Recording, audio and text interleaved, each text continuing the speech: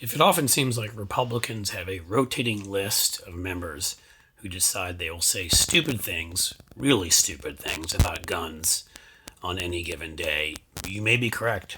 I don't know if they plan this out, this may just be that these are the stupid thoughts that go through stupid people's heads. The latest person to open their yap on something and say something completely inane is Representative Stephen Scalise. He's the number 2 Republican in the House, in the minority. Now, you may know Scalise from the past because, well, he attended a white supremacist conference in 2002, much in the same way Marjorie Taylor Greene and Paul Gosar and others did this past year. And they were excoriated for it, except for they weren't really.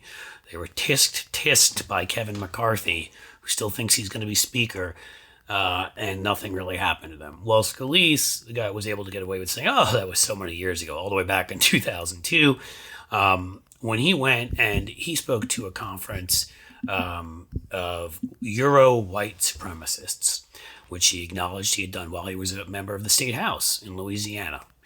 It couldn't be called a youthful indiscretion. Remember that during the impeachment of Bill Clinton.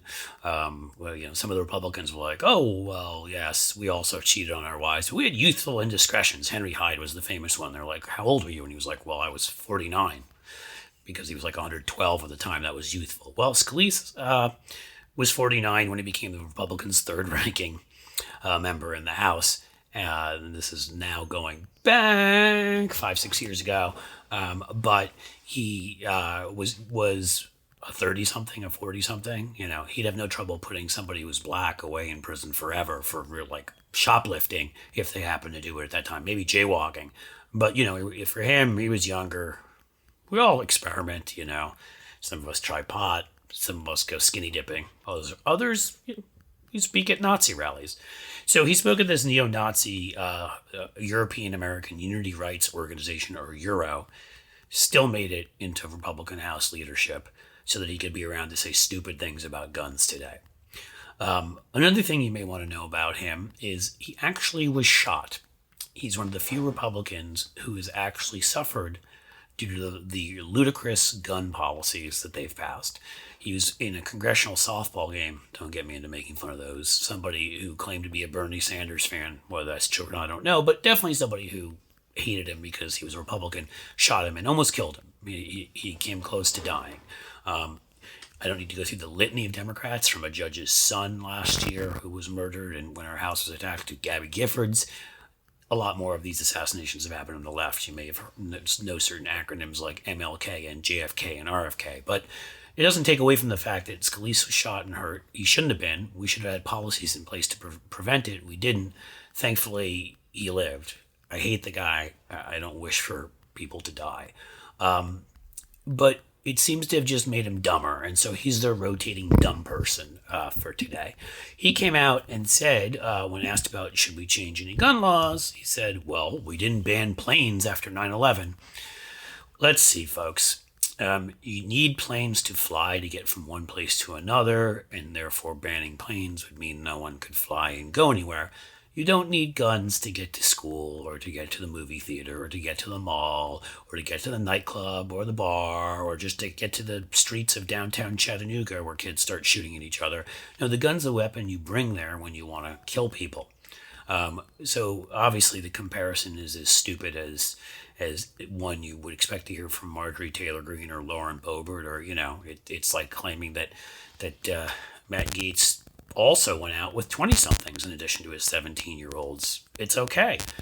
So let's talk about this. For those of you who weren't alive after 9/11, here's what we did. When it used to be able to walk right up to the gate, barely any security, barely checked. All you do was sort of at a security checkpoint was they asked you some questions. You don't always even need an ID, okay? Here's what happened afterwards. Wait times often exceeded an hour, and you know that if you go there now. We'd all take off our shoes. I'll never forget my now 15-year-old, when he was 3 or so, throwing a fit every time because they forced him to take his shoes off, and he was scared and didn't know what was going on. We'd empty our pockets, all change, all, cell phones and wallets and whatever, and put them through this 3D imaging X-ray machines.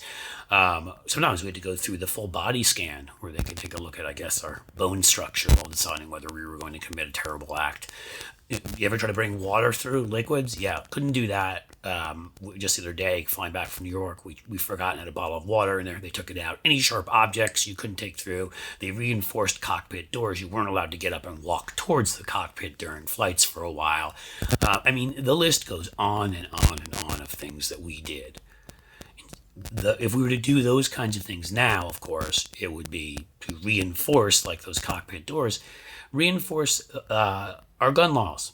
Make sure that the people who, like the people who that day took over those planes and murdered people because they were able to get into cockpits, would not be able to murder people now because they wouldn't be able to get guns. And no, it's not because there's one door. There's always one door to a cockpit. There are numerous doors to a school. There are windows.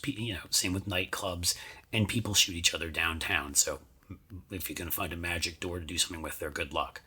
The answer here, of course, is to pass common sense gun laws, to raise the age from 18 to 21, to purchase assault rifles, which is just common sense. It's to have red flag laws to take guns away from those who are dangerous. It's to make sure people go through background checks and have to have references and psychological tests. It's to ban military weaponry in the streets. And if we did this like every other high-income country, we'd end up like them, which is to have 70% less gun violence, maybe more. But Steve Scalise, even after being shot and almost killed, if you want to know how much power can corrupt a man, their very soul, even after that, Steve Scalise will still come out and make the most obtuse, idiotic arguments when probably not alone at home, putting on his white sheets to keep guns out there and to keep them hurting and murdering little children who are buried in caskets with Superman on them. It is awful.